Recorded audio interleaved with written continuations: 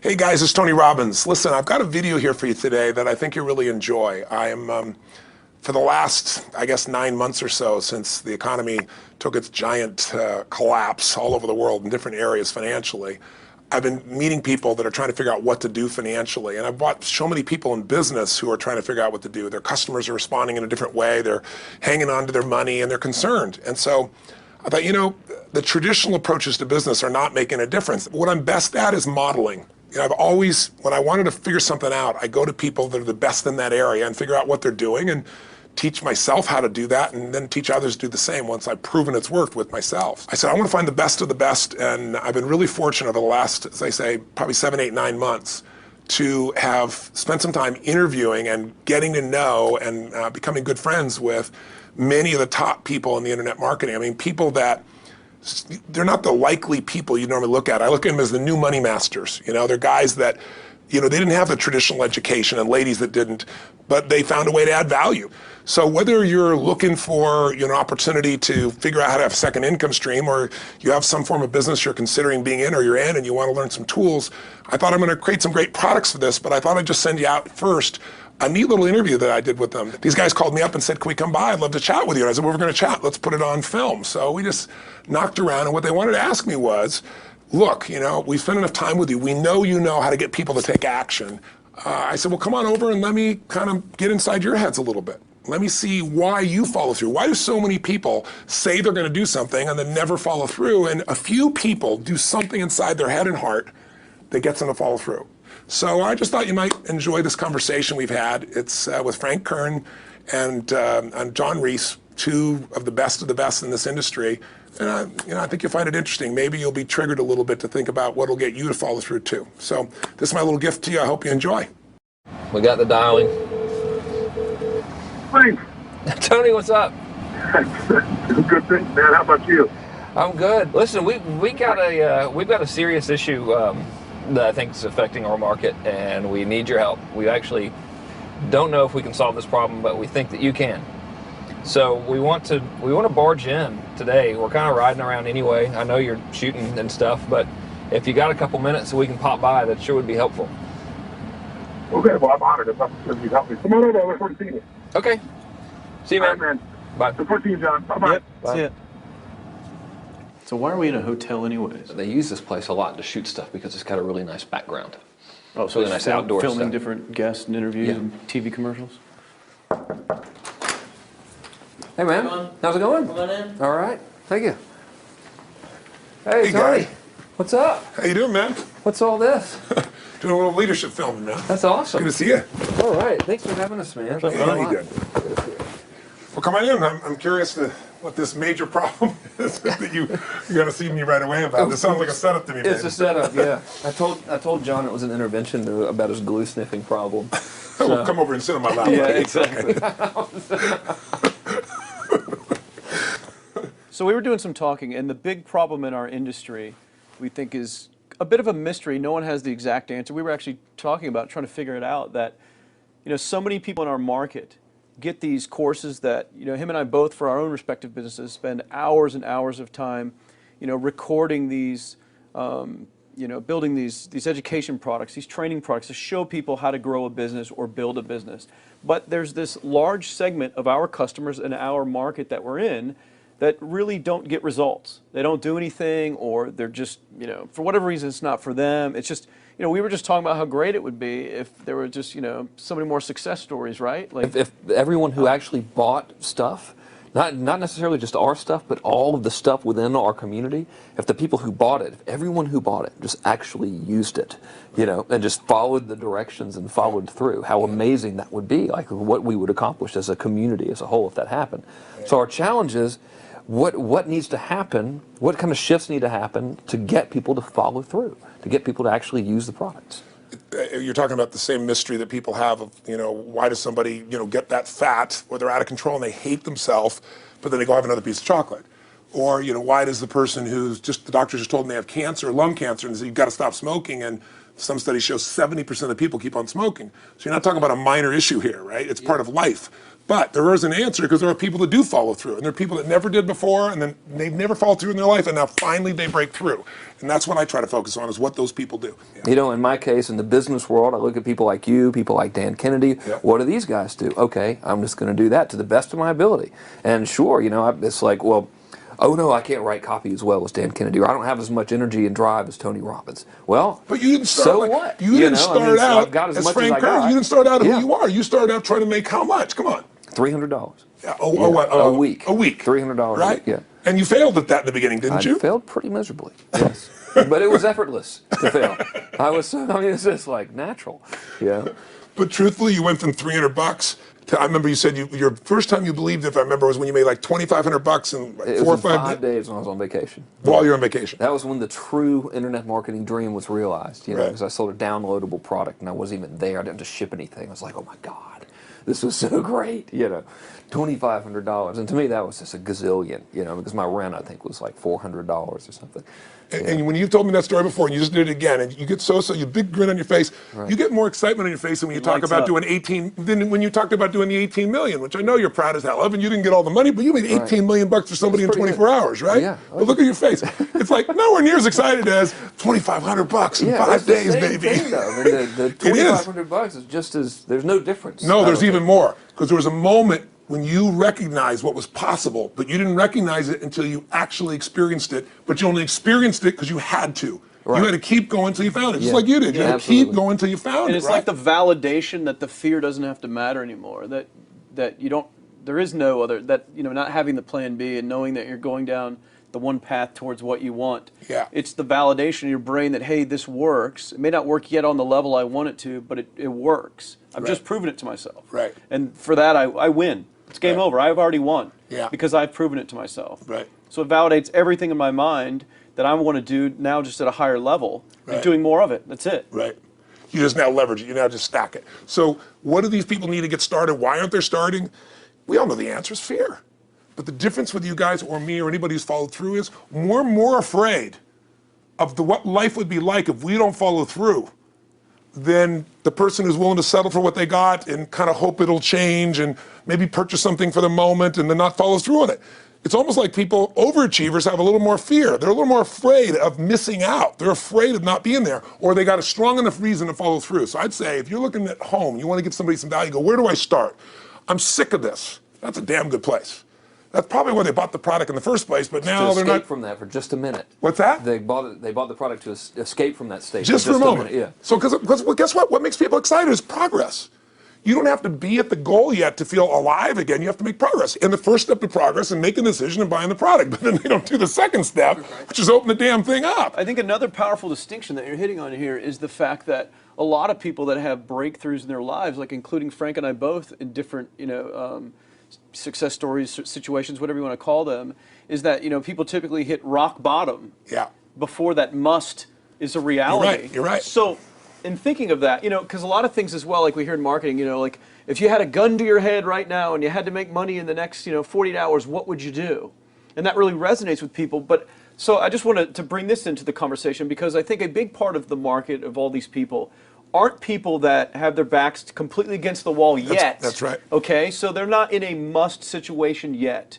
They're in a desire situation where they're okay in their lives. They do have big dreams and ambitions. They do want greater things, but it's not pushing them yet to the point where they will do what it takes to master have the something. must. So what do you think? How do people go from not having their backs against the wall when they have no choice to say, I'm totally sick of this, to conditioning their minds to go from their situation where they are, which may be okay, to getting something greater? Well, think about this. What pisses you off and what excites you is all relative. $300 a week, no, $2,500 excites him more, that memory to this day, than even the $1 million, he did in his first 24-hour version, right? Or you breaking the 4 minute mile, $1 million. That must have been out of your mind. Tell me about that for a second. What did that feel like? You make $1 million in 24 hours. Nobody in history of the internet's done it. Euphoria. Yeah. It was unbelievable. What was your? It wasn't even about the money. That's exactly right. That's exactly right. It wasn't really about the money. No, it wasn't. I wasn't thinking like, oh, that's how many cars I can buy. No. It just wasn't. It was just breaking through like another barrier of progress. So at that point, it wasn't about your back to your wall. At that point, what it was really It was about— a further point for my fear, is what it really was. further point for your fear, and for some people, and I think in some cases, it's also a recognition of who I am and what I'm capable of. So for somebody whose life is already great, this is about, what if I could take on another skill that could create more freedom for my life? And just saying, I'm not having to go out and try and do it all perfectly right now. What I'm gonna do for the next 8 weeks, I'm gonna create a little ritual. I'm gonna do one thing a day to condition my mind, right? So that I get strong, so I follow through. I'm gonna read something, I'm gonna listen to something, I'm gonna immerse myself, I'm gonna go for an intense jog, or I'm gonna go lift weights, but I'm gonna do it consciously to get in a state where I'm gonna follow through. That's number one, because people follow through when they're in state. Second, I'm gonna get clear about why this is a must for me. It's not because my back's against the wall, but because I wanna master an area of life that could create some freedom. I'm not gonna master it overnight, but I got the system, I got the plan. I'm gonna do one thing a day. I'm gonna work on one subject a week. This week's gonna be about figuring out what the right product or industry is. Next week's gonna be basics of building traffic. And each week I'm gonna make a little progress, and I'm gonna get to a goal, whatever that is. I'm gonna make $1,000, my $300 in a week. I'm gonna get to my $2,500. That first $2,500 is the most excited. Unbelievable. The first $300. I remember It's the most life-changing, too. It is the most life-changing. I remember I was supposed to be a truck driver, making $24,000 a year, because I'd be making the most anybody in my family had ever made. How'd that work out for you? Yeah, real well. Thank God I'm not driving a truck, right? I think you could pull the truck. I figured out I could like pull it with my finger, man. I could do it with my teeth. I could pull it with my teeth, right? 36 grand a year was the goal. If I could make 3 grand in a month. When I did that, was out of my mind. And then it was like, could I make 10 grand a month? Then it was 10 grand in a day, then 100 grand a day. Then could I make $1 million in a day? I had a day where I made $400 million in a day. The stock value of the company I took public, my personal stock. But it was probably after I did it, though, so it doesn't really count. I'm just joking with you. You're right. People don't remember who's first, Tony. 400 million, $1 million, it's all who cares? the Who same. cares? No, I'm not saying that's to brag. amazing, though. I'm not saying to of brag. It's course. because they told me when I was on stage, I had this audience of about 15,000 people at the Continental Center. It was during a stretch break. I was doing what I loved, rocking the house. Everybody's going crazy. And they go, the stock's worth $400 million right now. I was like, wow, that's cool. It's like, okay, I don't want to sound stupid. It's like, what's next? And I went right back to what I loved. Once you break through, then it just becomes a game. The people that are getting your products have not yet broken through in most cases. The breakthrough happens by conditioning your mind every day, by feeding it a role model or story. It's putting yourself in a peak state where you follow through by getting physically strong. It's creating a little ritual of doing a little bit each day, and then you get momentum. But the most important thing of all is what we started out with. Why? Absolutely. Why is it a must for you? It doesn't have to be you're against the wall, but it has to be something you're hungry for, because the only difference in people is hunger. And if you're not hungry, get around people that are hungry and something will hit you. You watch a conversation, you get around people that are doing better, and all of a sudden you start going, my life sucks. I remember I went to a guy in LA. He's one of the most multi-billionaire guy, I'll never forget. And I lived in the Del Mar Castle, and I was really proud. That was like the symbol of me having taken myself from being poor to providing for my family this great place. It's built from castles in Europe overlooking the ocean, not far from you. And I went to this guy's house. He's a billionaire. He took me down to his wine cellar. I don't even drink wine. Went through this whole thing. At the end of the night, I was depressed. I lived in the Del Mar tenement, as far as I was concerned. I really was. I was like, I live in a crappy place, and all my standards changed. All of a sudden, I wasn't willing to settle for living that. All of a sudden, my back was to the wall in a different way, because as a man, I knew I was capable of more. So people can change their standard by getting around where it's better. People can change their standard by getting associated with what's true, like the bills they got to solve, the problems they got to do it. Or they can do it because they're excited, because it's something new they want to take on. Everyone's different, but they got to find the why, and they got to come up with some daily rituals to get them going, and just do a step at a time. That's where you get momentum. Awesome. That is awesome. So, think about what's the holy grail between somebody taking action or not. It's one word: certainty. When somebody is absolutely certain, the common word is believe, right? But you can believe at a general level, or you can believe with certain. When you're absolutely certain that if I do this, it's going to get that result, and that result's going to change my life, you'll do it. When you think it absolutely is not going to work, you're never going to do it. The middle no man's land of maybe it'll work, maybe it won't, that's the piece that kills people, right? So if it's a must for you, you got to make it work, right? In our case, right? That's an example. If it's not a must for you and you're not sure, you don't know what to do. So years ago, I'd look around and say, okay, how do people get themselves to follow through that haven't been following through? What's the difference? And I started interviewing hundreds of people, literally, and eventually thousands, because I had thousands of my events. So I'd ask the group to give me their feedback. And I came up with this model. It's like the holy grail of belief, or the holy grail of momentum. It's like the difference between what makes the rich get richer and the poor get poor, right? And the difference we all know is mindset, but like, how's that built? So this is what I did. I created stupid little 4 little boxes, and I'll scribble it here for you. You think about the first thing that determines whether you can do something or not, and I put that in this first box at the top here on the left side, and it's potential. Like, what's the potential of a human being? Like, when you guys started, you proved something no one had done in history. You ran the 4-minute mile, right? For golly knows how many centuries, they're trying to run a 4-minute mile. Roger Bannister does it. How did he do it? Do you remember? You did it in this industry, right? You made $1 million in a day. No one had ever done that in history, right? After you did it, a bunch of other guys are doing it because it became possible. Roger Bannister didn't just go physically practice. He made a shift in his head. He practiced in his head because he could never achieve it physically, so he had to change in his head first so that the result became certain enough he believed it, and then his body got him through. After Roger Bannister ran that 4-minute mile, within 2 years, 37 people ran a 4-minute mile. Wow. When no one in history had ever done it. Now here's how it works. The potential for anybody getting your product is extraordinary. They could do what you've done as much, more or less. They can do whatever they want to do. The potential's there. The market's proven that. Whether or not they tap into that potential has a lot to do with what action they take, which is the question you came to me with, right? Like, you know, God, they all have potential, but they're not taking action. And we all know that the action they take is going to determine the results they get. That's pretty obvious. So most people have a belief about what their real potential is no matter what you tell them. And that affects how much action they take. And of course that affects the result. And then ironically, that result reinforces their belief. And then that belief affects it. So I'll give you an example. Let's say a person has unlimited potential, we all agree. But they take little action, little results. Why? Because they have to start with a problem with their belief. They don't believe it's really going to happen for me. Maybe for Frank Kearns because he's got the cool hair and stuff, or maybe it's for you because you're so driven, but it's not me. Maybe Tony Robbins because he's a freak, got these big teeth. Whatever their thought process is, right? They got this thing, right? But what happens is, if you believe that there's very little potential, how much action are you going to take? Nothing, little. And when you take little potential with a little action, what kind of results do you get? Lousy little results. And when you get little results, what does that do to your belief? You go, see, I told you this was a waste of time, told you this wouldn't work. And then what happens? You tap even less potential, you take even less action, you get even worse results, and your belief gets even weaker.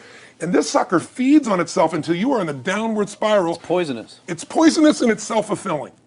Now, what if something could happen that could come along and fill you with a sense of absolute certainty? Not like I believe, but mean where you know. In you guys' case, mine as well, we knew because we had to. Because we burned the boats. There was no other option. We had to find a way. We weren't going to live that way. We all did it in different ways and for different reasons, but in essence, that was it. If you get yourself in a state of certainty that this is going to work, I'm going to find the way, and if this doesn't work, I will make the way, then you tap a lot more potential. And when you're certain in your potential, you take massive action. And when you take massive action, you really believe in something, you get great results. When you get great results, your brain goes, see, I told you I was a stud. I told you this thing would work out. Now you're even stronger. You tap more potential, take greater action, greater results. That's how you went from $300 in a week to $2,500 in 5 days to $100,000 in a month to $1 million in a day. Same thing with you. And we get momentum. That's why the rich get richer and the poor get poorer. Now some people go out and they go, well, I'm going to take a bunch of action. All right, I'm going to open this product. I'm going to try it. And they'll say to you, I even did it. But it's like a salesman who goes and knocks on the door, and he knocks on 100 doors and says, You don't want one of these, do you? yeah, exactly right. You know? And even if he doesn't say it verbally, his face says it because he doesn't believe it's going to work. So his voice, his body, the execution is so weak. Maybe if he talks to 100 people, somebody's going to buy out of pity. They don't want his kids to starve, right? But he's not going to get the result. So the core difference in people is how do you produce certainty when the world isn't giving it to you? You go out and you try. In your case, you're 100,000 in debt and nothing's working. How do you keep yourself going? The way you did it, the way I did it, the way you're doing it, we may not have done it consciously, is we didn't change our potential, that was there. And it wasn't even taking more action. Taking more action with a belief it's not going to work, it's not going to change anything. We got results in our head that made us feel certain as if it had already happened. True or false for you? True. Right? So give me an example so people know I'm not just making this crap up. Well, I mean, just like when I had nothing, I already knew I was driving like Ferraris and Porsches and stuff because I always wanted those cars. I already knew I was going to have them. It was inevitable. Right. I inevitably, that was just my inevitable outcome. But how did you do that? Did you have a ritual? Did you think about it regularly? Was it one time you thought about it, or was it something you had an obsession towards? I had an obsession towards it. I mean, I used to work at a video store, which was the last job I ever had in my life. Thank God. And I used to go to work almost every day and I used to bring 2 magazines with me to read on my breaks. Entrepreneur magazine, just to read about business and everything else, to read about what other people are doing, look for role models. And I used to carry an auto trader with me. And I used to look at Porsches that were for sale. And people always used to ask me, what are you doing with that Auto Trader magazine? I'm like, well, I'm just picking out the Porsche that I'm going to buy. Which probably got you a lot of crap. I did. People made fun of me. I actually had a boss at that job tell me, you know, you really shouldn't do that to yourself, John, because it's very, very likely that that is never going to happen. That it's very likely that you're never going to have that car. That's the kind of belief he was trying to put in my head.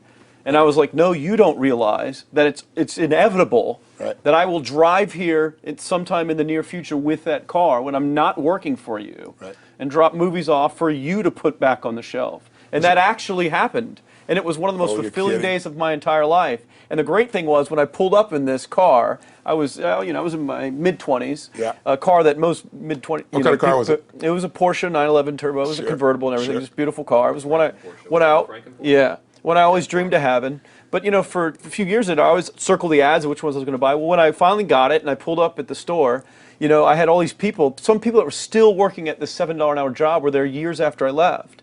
And I'll never forget this, even the boss and stuff, and the reaction of the people was like, wow, that is awesome. Is that your dad's car? And all I said to them was, not exactly.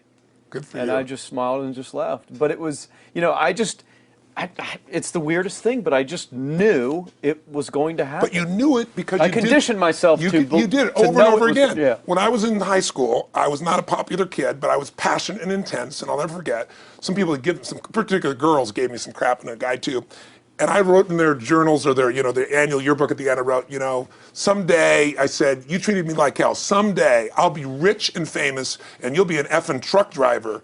And you'll be sitting there, I'll be with with this beautiful woman of my life, rich, and you'll be watching me on television thinking, you wish you would have treated me better. I actually wrote this shit in people's annuals because I went to a 10-year high school reunion when the people showed me this stuff, great. right? But it's like, I burned the bridges, baby. I was like, this is how it's gonna be. So I'll give you a perfect example of this. You know, they did studies, many have been done at this element, where they want to say, how much does the mind affect performance? So take basketball. And I've worked with a lot of NBA players and turned them around, and one of the problems many of them have is they'll choke on the free throw line. You know, well, everybody knows in that case, if you normally shoot really well and now you're not, something's interfering, something's getting in front of your state, some uncertainty, right? Obviously. So they take a group and say, we're going to make them better. How do you make somebody better who's got this mental block? So they take a group of guys and they're going to do free throws, and they do one group where they just practice for 6 weeks. Totally intense practice, and I forget the number of free throws, but they got to do this many free throws every day. Take a second group, and they have them not practice at all. Obvious. And they take a third group and they don't let them touch a basketball.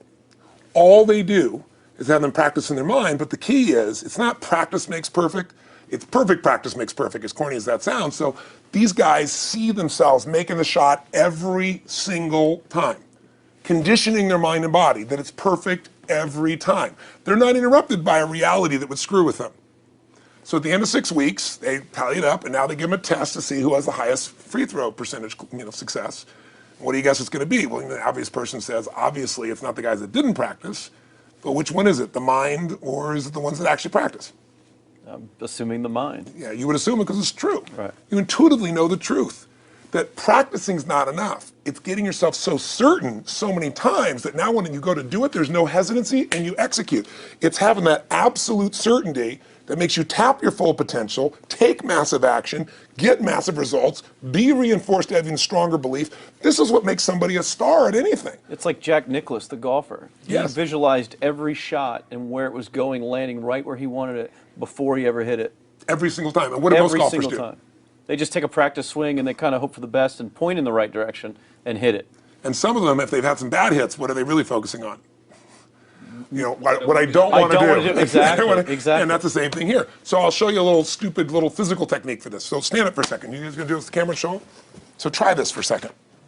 So just put your feet together and then put your right index finger straight out in front of you like this, okay? And all I want you to do is I want you to just turn clockwise comfortably as far as you normally turn. Just notice where you naturally stop. Go ahead and turn clockwise. People at home can do this too. Keep your feet straight. Notice where you stop. Come back around to me. Back around to me. Pretty good. Okay, good. Yeah, you're really good at this, right? Drop your hand. Now let's do something really simple. Close your eyes And you don't even have to visualize, just feel. I want you to imagine your finger coming back up again. And this time, see and feel it coming up. Don't actually make it happen, but feel like it's happening. Imagine in your mind that you're actually doing it. You're seeing it, you're feeling it. And then make it like a game where you turn twice as far this time. Like you're a little kid, you know, somebody measures you and you go, I'm taller, come on, measure me this week. And that desire to do a little further. And then in your mind, do it again. Your feet are straight together, and in your mind, feel your finger coming up, see it coming up, and imagine going 3 times as far this time. And then one more time, bring your finger up, and you're like an owl. Your feet are straight, and you turn all the way around, and it comes all the way around to the front. See it and feel it and enjoy it each time, like it's a game, like you can't wait to go further. And you know you do, every time. And then when you can feel that, it feels good, then open your eyes, and now put your finger straight in front of you, and turn as far as you can comfortably and see what happens this time. Go. Break my back. Now notice, I don't know if the camera's got it, but you don't even have to ask the camera. You can ask yourselves. Come back around. Did you go further this time, yes or no? A lot further. A lot further. 50% further. 50% further. How much further for you? About the same. Yeah. The average person will go 25% further. Now here's the question. We're superior. We're superior pointers. There you go. It's superior right finger pointers. Thank God. So, did you have the potential to turn as far as you did the second time, the first time? Yes. Why didn't you? I didn't believe it, I guess. We have beliefs about stuff we don't even know we have beliefs. You have an unconscious belief about how far you can turn comfortably. The first time I did it, when I pointed straight back, Yeah. I thought that probably shouldn't even go that far, like it was going to hurt me, or that I wasn't capable of going any farther. It's like, and how much further did you go this time? And the camera knows pointed over there, That's about exactly over there. right. Now here's the difference. The potential was there the first time, and you took action, and you got a result. But it was 50% less than what you did later on, and the only difference is they changed your belief. How did I change your belief? We didn't work harder on your potential. We didn't take more action. I got you to see the result in advance. I got you to see it vividly 2 or 3 times. That's all. Of going further, and then your brain went, oh, I know what to do. Boom, it went there. Isn't that what you did by looking at your cars every single day and envisioning it? I mean, isn't that what you did when you created whatever the vision was? It was $300, $2,500, $1 million in a day? Yeah, that's what's missing for these people. They're not getting that execution is everything, but it doesn't happen if you don't get the psychology set of a state of total certainty. And you just change that 50% in 3 minutes worth of visualization. And visualization is only one technique. Because I was like losing my balance with my eyes closed, but I was kind of like lopsided, so I got one good visualization in. The rest of the time I was like, I sure hope I don't fall down on camera with my eyes closed. It's going to look really dumb. Not to do it. So you don't even have to be good at visualization. You can still get the improvement. So I want you to get, you ask the question, what is that difference in people? This changes people's certainty. People are uncertain they're going to succeed. They want it, but they're afraid. The best way to deal with a fear is get a big enough reason that makes you have to succeed, or condition yourself where you see it and feel it so often that you're certain that you just do it. That's all it really takes. That's awesome. You know, this worked. I was thinking this while you were talking about going to the Sit down so we can hear, hear this, and we'll go. You were talking about working at the video store and looking at the Porsches and stuff. I used to drive around in my car, doing the cold calling with the credit card machines. And one way that I would avoid cold calling, the pain of like cold calling and knocking on doors and everything, would be to listen to your stuff and listen to Jim Rohn's stuff. And I would just drive around, no particular destination, just to listen to it. And strangely, I still like to drive around. I prefer to listen to that stuff in the car for some reason. It's because it's where you got imprinted. I guess. I mean, it's like, well, I'll just drive up and down the coast and check out the ocean. Yeah. So I would drive around, and I would envision myself holding those types of seminars and teaching people that kind of stuff. And 3 weeks ago, I was teaching a seminar in San Diego, and I was talking about beliefs and envisioning things, and I had to stop. And I shared with the audience, I was like, you're not going to believe this, but I actually used to envision this very moment of me talking to you right now. So it really, really works. Definitely works. Makes a difference, I'd say. I'll tell you what, I worked with Andre Agassi in 1993, I think it was. He'd been #1, he dropped to 32nd in the world.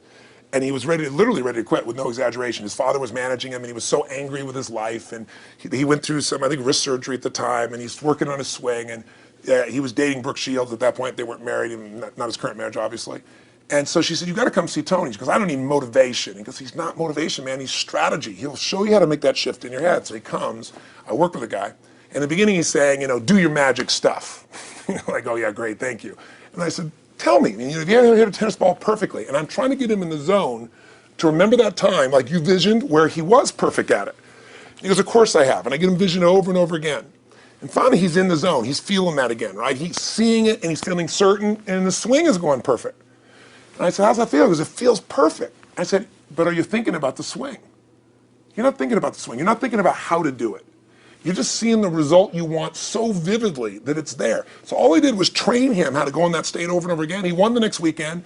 The second weekend he came in second. Within 6 months, he was #1 in the world again. And he gave me unbelievable credit. But all it was conditioning the mind. You did it with tape, so did I.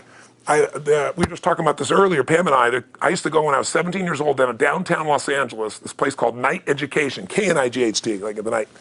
And I'd save up all my money, work as a janitor, and I would get these tapes and listen to these things over and over and over again. I went there for years, and I didn't have enough money, and I leveraged everything I had, but I knew how to train my mind. It's the one thing I knew how to do.